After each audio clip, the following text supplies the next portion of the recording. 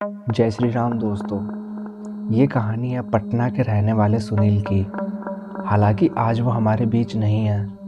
ज़रूरी नहीं होता हर बार ऐसी भूतिया चीज़ें देखने वाला व्यक्ति हमें खुद वो बताए। आज की कहानी में हम बात करेंगे कैसे एक कुएं ने एक परिवार ख़त्म कर दिया।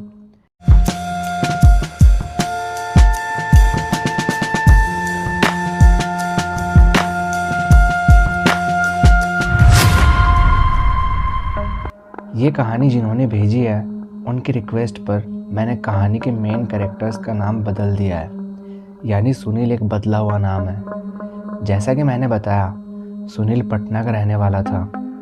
काफ़ी मेहनत के बाद फाइनली उसे दिल्ली में एक नौकरी मिल गई थी। उसकी जॉब एक फाइनेंस कंपनी में लगी थी। सुनील की उम्र काफ़ी हो गई थी तो घर वालों को उसकी शादी की फ़िक्र सताने लगी। उन्होंने उससे पूछा अगर कोई लड़की पसंद है तो बता दे।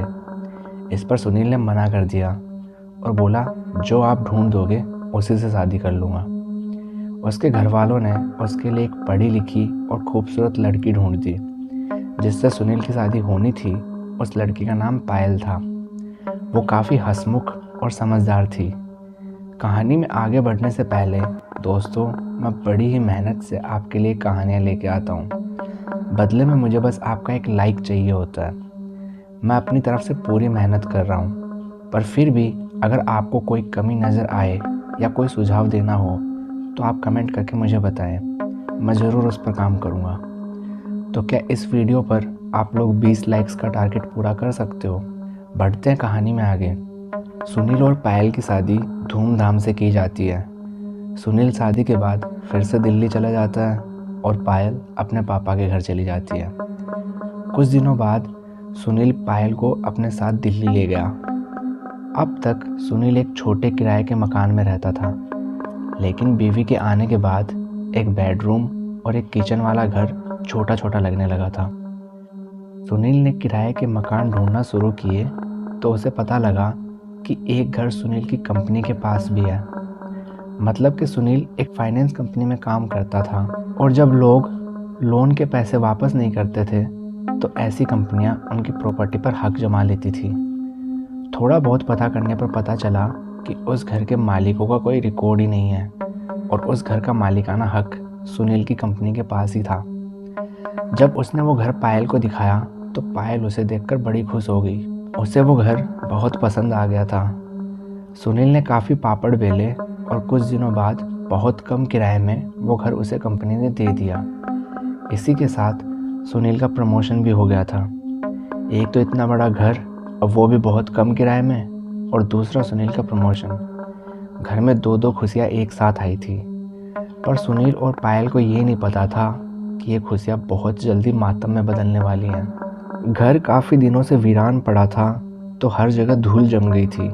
वो दोनों एक कमरा साफ कर वहाँ शिफ्ट तो हो गए थे, पर पायल किसी एग्ज़ाम की तैयारी कर रही थी और उसके पेपर आने वाले थे और सुनील दिन भर घर नहीं रहता था, तो कोई चाहिए था जो घर साफ करे। इसलिए उन्होंने अपने आसपास के इलाके में मज़दूरों को ढूंढा। मज़दूर काम करने को राज़ी तो हो गए, पर एक शर्त पर, और शर्त ये थी कि वो इस घर में सूरज ढलने के बाद 1 मिनट भी नहीं रुकेंगे। ये थोड़ा अजीब था, पर खुशी इतनी थी कि इस बात को दोनों ने नज़रअंदाज कर दिया था। अगले दिन से मज़दूर काम पर आ गए। सुनील उनका जिम्मा पायल को दे अपने काम पर निकल गया। पायल ने सबको काम बता दिया और पढ़ने बैठ गई। सूरज ढलने से पहले ही सारे मज़दूर वहाँ से निकल गए। शाम को जब सुनील घर आया तो उत्साहपूर्वक पायल से इस घर में उसके पहले दिन के बारे में पूछा। पायल ने उसे बताया दिन तो काफ़ी अच्छा था, पर उसे ये समझ नहीं आ रहा था कि ये मज़दूर इस घर में काम करने से इतना डर क्यों रहे हैं। पायल ने सुनील का हाथ पकड़ा और उसे खींचते हुए बोली, आओ कुछ दिखा के लाती हूँ। पायल उसे घर के पीछे की तरफ लेके गई जहाँ एक कुआं था। दोस्तों, ये वही कुआं था जो इनकी जान लेने वाला था। पायल बोली, ये कुआं बहुत गंदा है, किसी को बुलवा के इसे साफ करवा दो। कोई मज़दूर इसमें उतरने को राज़ी ही नहीं है। सुनील ने उस कुएं में झांका और वापस मुड़ा। इतने में उसे एहसास हुआ जैसे कुएं में कोई है, कोई उसे घूर रहा है। वो फटाक से पीछे मुड़ा और कुएं में देखने लगा, लेकिन उसे कुछ नज़र नहीं आया। सूरज डूब चुका था, इसलिए उसने अपने फ़ोन की फ्लैश लाइट जलाई और फिर से कुएं में झांकने लगा, पर उसे इस बार भी कुछ नज़र नहीं आया। सुनील को शायद वहाँ किसी अनहोनी का एहसास हो गया था, इसलिए उसने पायल से कहा, जब तक कुआं साफ नहीं हो जाता तब तक तुम कुएं के पास मत आना। ये बोलकर वो दोनों वहाँ से चले गए। रात का खाना खाकर सुनील और पायल दोनों सो गए। रात करीब 3 बजे पायल की नींद बाथरूम की नल से पानी बहने की आवाज़ से टूट गई। पर ऐसा कैसे हो सकता था? इस घर में उन दोनों के अलावा कोई नहीं था और सुनील भी सो रहा था, तो पानी किसने चलाया होगा? एक बार को उसने सोचा कि सुनील को जगा दे, पर फिर उसे याद आया अगर सुनील को जगा दिया तो वो फिर से जल्दी से सो नहीं पाएगा। एक बार जागने के बाद सुनील को जल्दी नींद नहीं आया करती थी, इसलिए वो खुद ही उठकर नल बंद करने चल दी। बाथरूम कमरे के अपोजिट साइड में था। वो चलते चलते हॉल की लाइट चालू करती जा रही थी। जैसे ही पायल ने बाथरूम की लाइट जलाई, उसके सामने का नज़ारा देख उसकी जान हलक में आ गई। उसकी रगों में बहता खून जम गया। पायल के सामने राय साहब और उनका परिवार खड़ा था। राय साहब जो इस घर के मालिक थे, वही राय साहब जिनकी एक फ़ोटो आज पायल ने जलाई थी, वही राय साहब जो 25 साल पहले मर चुके थे। पायल बहुत ज़ोर से चीखी और डर के मारे बेहोश हो नीचे फर्श पर गिर गई। पायल की चीख सुनकर सुनील जाग गया। हड़बड़ी में वो बाथरूम की ओर भागकर गया तो देखा पायल वहाँ बेहोश पड़ी थी। उसे गोद में उठाकर वो बेडरूम में लाया और उसके चेहरे पर पानी की छींटे दिए। जब पायल को होश आया तो वो डर के मारे सुनील से लिपट गई। उसने जो देखा वो उसने सुनील को बताया। पायल ने बताया वहाँ इस घर के पुराने मालिक और उनका परिवार खड़ा था और वो पायल को अपनी तरफ बुला रहे थे। सुनील ने उसे बोला, तुम ये भूतिया सीरियल कम देखा करो, और बाथरूम गई थी तो कम से कम हॉल की लाइट तो ऑन कर देती, मैं सोफे से टकरा गया था। पायल ने उसे बताया उसने लाइट ऑन की थी। सुनील ने ज़्यादा ध्यान नहीं दिया और जैसे तैसे कर पायल को सुला दिया। सुनील को काफ़ी देर तक नींद नहीं आई। उसकी आंख लगी थी कि उसका अलार्म बज गया। वो उठ के जिम के लिए तैयार होने लगा। सुनील जब जिम से वापस आया तो देखा पायल अभी भी सो ही रही थी। सुनील जब उसे जगाने लगा तो पता लगा उसे तेज बुखार था। सुनील ने अपने ऑफिस से छुट्टी ले ली और थोड़ी देर बाद पायल को डॉक्टर के पास ले गया। आते वक्त उन्हें इसी इलाके के एक बुजुर्ग से उस घर के बारे में पूछा। उन्होंने बताया राय साहब के परिवार में कुल 3 लोग थे। राय साहब, उनकी बीवी और उनका बेटा। तीनों ने ज़िंदगी में किसी से भी सीधे मुंह बात नहीं की थी। बेटा जुए का शौकीन था, उसने हर जुए खाने में उधारी कर रखी थी। बाप हर समय नशे में धुत रहता था और माँ ने इन दोनों को कभी भी रोकने की कोशिश नहीं की। इन लोगों ने फाइनेंस कंपनी से बिजनेस के नाम से लोन ले लिया था और जब लोन ना चुकाने पर कंपनी ने इनके घर पर कब्जा कर लिया तो तीनों घर छोड़ने पर राज़ी नहीं थे। लास्ट में घर के पीछे वाले कुएं में कूदकर तीनों ने आत्महत्या कर ली थी। तब से उनकी आत्माएं इसी घर में घूमती हैं। लोग बताते हैं कि अमावस की रात को उन तीनों की आत्माएं कुएं पर खड़ी नजर आती हैं। इस पर पायल ने उस बुजुर्ग आदमी को आप बीती सुनाई। उसने अपनी उंगलियों पर कुछ हिसाब लगाया और बोला, अरे बेटा, आज अमावस ही है।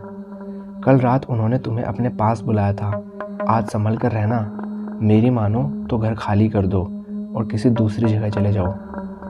सुनील भूत प्रेतों में नहीं मानता था और पायल के साथ हुई घटनाओं को एक बुरा हादसा समझकर भूल जाना चाहता था। दिन तो उनका बिना किसी मुसीबत के निकल गया। रात में दोनों ने डिनर किया और सोने बेडरूम में चले गए। पायल सो गई थी पर सुनील को नींद नहीं आ रही थी। उसके दिमाग में बार बार वही कुएं वाली बात घूम रही थी। रात करीब 12 बजे तक जब वो सो नहीं पाया तो वो पानी पीने किचन की ओर गया। किचन में भी हॉल से जाना होता था। उसने हॉल की लाइट जलाई तो उसकी नज़र एकाएक वहाँ दीवार पर टंगी राय साहब के परिवार की तस्वीर पर गई।